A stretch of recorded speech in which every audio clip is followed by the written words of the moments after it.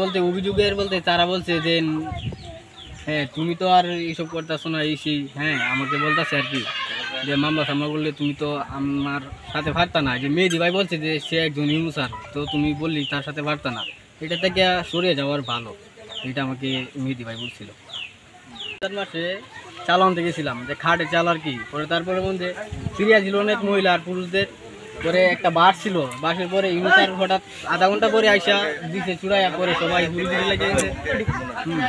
সবাই হুড়ি লেগে গেছে, এদিক সেদিক যাইতেছে। তারপরে মনে করেন যে আমি দুজনে পিছনে ছিলাম, তারা দুজন যে উপরে গেছে গা, ভিতরে গেছে গা। ভিতরে যাওয়ার পরে আমার একজন পিছনে ঠেলাতে ফেলাই দিছে।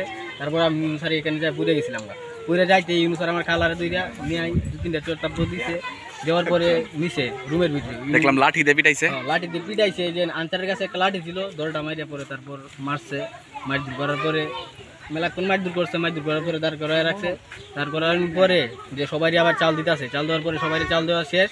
তারপরে আমি একলা রয়েছি এই সময়। আমি একলা লওয়ার পরে ছাড়ে এই যে সচিব স্যারের রুমে ইউনুসার গেছে। ইউনুসার যাওয়ার পরে তারপর আমার কাছে একটা দরখাস্ত লেখা হয়েছে। দরখাস্তটা লেখানোর পরে তারপরে যে ছাড়তে চাই না, পরে আমার কাকিমা পরে সাইন দেওয়া, পরে আমার তারাই আনছে। এই ঘটনাটা এখন বর্তমানে প্রকাশ হলো। আমি আগেটা গোপনে ছিল, যে এই জায়গায় আমি শেষ করে আসছিলাম। তারপরে এখন বর্তমানে যে ভিডিও যে আমার মারছে, এই ভিডিওটা এখন ভাইরাল হয়ে গেছে। কারণ তো একদিন সবার কাছে প্রচলিত হয়ে গেছে, কারণ সবাই এটার বিচার চাইতেছে, সবাই এলাকাবাসী সবাই। তুমি কি চাইতেছো? এখন সবাই চাইতেছে, এখন আমি তো আর বিরোধী যাইতে পারি না। এখন বর্তমানে যা হইতেছে তো আমি তার সাথে একমত। পরে তোমার ওটা মেম্বার চেয়ারম্যানরা লিস্ট দিছে, তাদের চাল দিছে, চাল দেওয়ার জন্য গেছে। যাওয়ার পরে লাইন বন্ধ দেখার ঈদ উপলক্ষে 10 কেজি করে চাল দেয় কাজগুলি দেওয়ার পরে তারপরে ওই চাউল আনতে গিয়ে একটু উড়াউড়ি করছে। উড়াউড়ি করলে সেটা বাচ্চা পিছন তার একটা ঠেলা মারছে।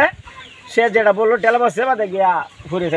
এটা দূরে ঘরের ভিতরে পরিশোধে নিচ্ছে নিয়ে আমাদের তার ব্যাপক ধরনের মারছে কি মার বলার বাইরে মারছে।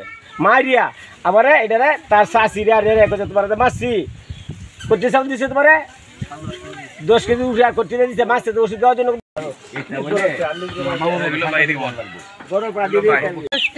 পরে যে দুলা চাল দিয়ে দিলে আনতে গেছিলাম। যাওয়ার পরে মনে হয় লাইন দিচ্ছে, মহিলারা এক লাইন, পুরুষের এক লাইন। পুরুষের লাইন অনেক দূরে আর মহিলারা অনেক দূরে। তখন আমি লাইন ভাঙ্গে তো এনে কারো রয়েছি, কইছি এত গরম যখন লাগে তো দাঁড়ায় থাকি। পরে লাইনে গিয়ে ঢুকার পরে উড়ি লাগছে।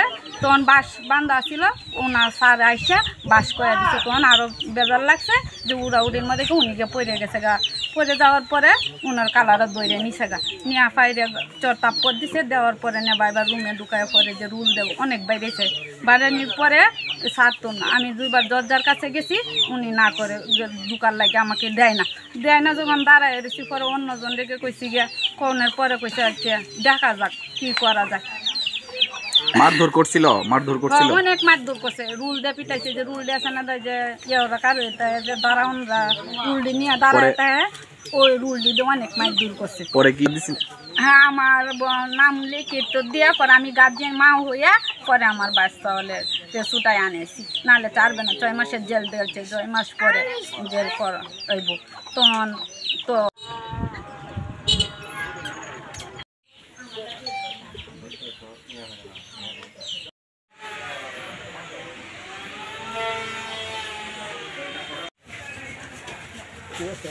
ঠিক আছে।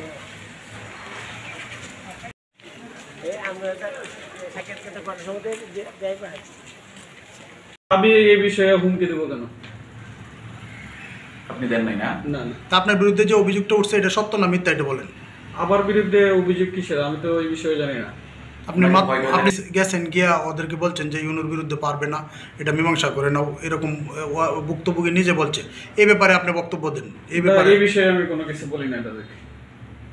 মানে ভয়টা বা কোনো কিছু? না, আমি ভয় দেখাবো কেন?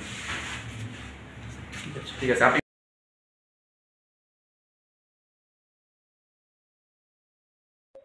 হ্যাঁ, এটা তো সে একটি অন্যায় করেছে, সেই জন্য বিভাগীয় ব্যবস্থা গ্রহণ করার জন্য অলরেডি আমরা বলে দিয়েছি। এটি কমিশনার স্যারের দায়িত্ব হবে, তারপর যে প্রশাসনিক যে ব্যবস্থা নেওয়ার সেটি অবশ্যই নেবে। হ্যাঁ, এটা গ্রহণ করা হচ্ছে অলরেডি। হ্যাঁ, তো আমাদের মানে প্রশাসনিক যে ব্যবস্থা সেটা তার বিরুদ্ধে আমরা করব, এটি হলো আমাদের কথা।